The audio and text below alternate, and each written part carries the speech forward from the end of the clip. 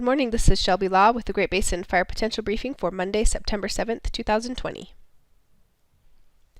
The main fire potential impacts coming for the next couple of days include a very significant low pressure system that's going to be dropping in mainly to the northern Rockies and into the Rocky Mountain area, but we will see some of those cooler temperatures and some precipitation along the northeast and eastern portions of the Great Basin.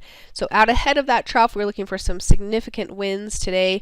Strong gusts up to 35 to 50 miles an hour in this area, shaded in orange, with very low relative humidities in these areas as well. On Tuesday, so that wind will continue mainly over Utah and southeast Nevada, with really strong gusts and low relative humidities.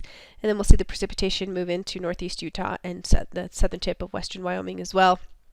Some winds move into far western Nevada, but they'll be a little bit lighter.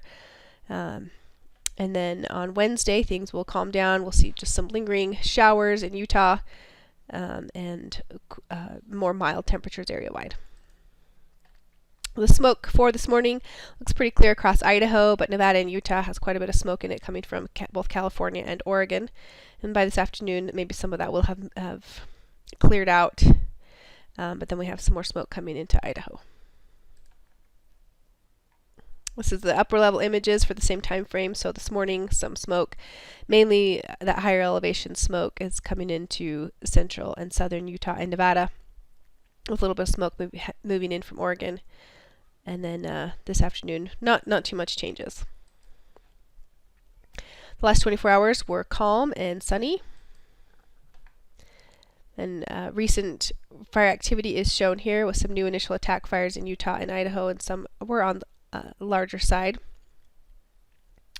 And then we have seen some growth on our existing fires as well under this very hot, dry, and windy weather.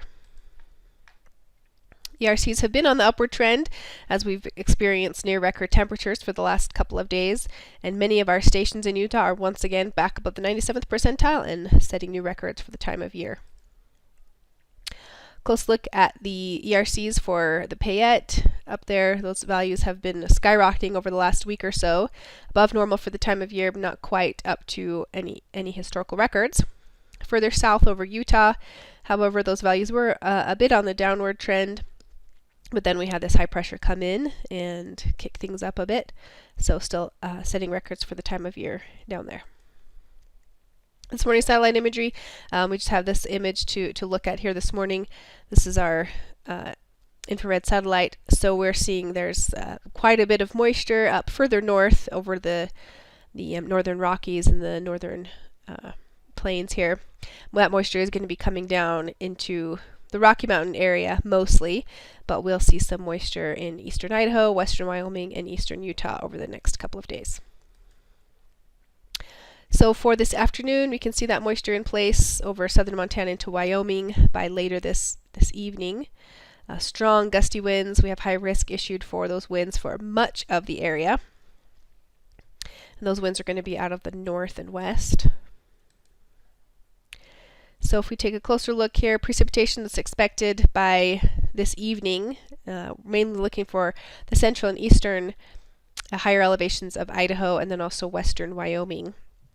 Very strong winds up north, southwest Idaho, where we could see not much precipitation, but those just really strong northerly winds up to 50 miles an hour. And then further east, the winds will be even stronger, but those winds will be accompanied with some precipitation or higher relative humidities anyway. Might not be such a big impact, but with winds that strong, anything can happen. And then further south, gusty winds to 35, 40 miles an hour in northeast Nevada and the higher elevations of Utah. On Tuesday, that trough continues to plummet southward and actually turns into a little bit of a more classic low pressure system here. We do still expect to see gusty winds over southern Utah and southern Nevada on Tuesday, with cooler temperatures spreading throughout the entire geographic area under that northerly flow. And precipitation will continue over far western Wyoming and northeast Utah. So we're taking a look at the precip here. Pretty good chance for some good precipitation over the Uinta Basin and the higher elevations of Utah, with very strong winds still moving into western Utah and southeast Nevada. associated as they wrap around that low pressure system. On Wednesday, that low pressure system hangs around over eastern Utah and western Colorado. We'll continue to see the chance of some showers over the higher elevations in mainly Utah, with cooler temperatures still in place for much of the geographic area. Although the dryness still persists over Nevada and western Idaho, where really no precipitation will have moved in. The cooler temperatures should help out a bit, but still very dry in those areas. So the weather we're looking for across the basin on Wednesday, generally sunny everywhere except over Utah, especially the higher elevations, where there could be some high elevation snow and low elevation showers.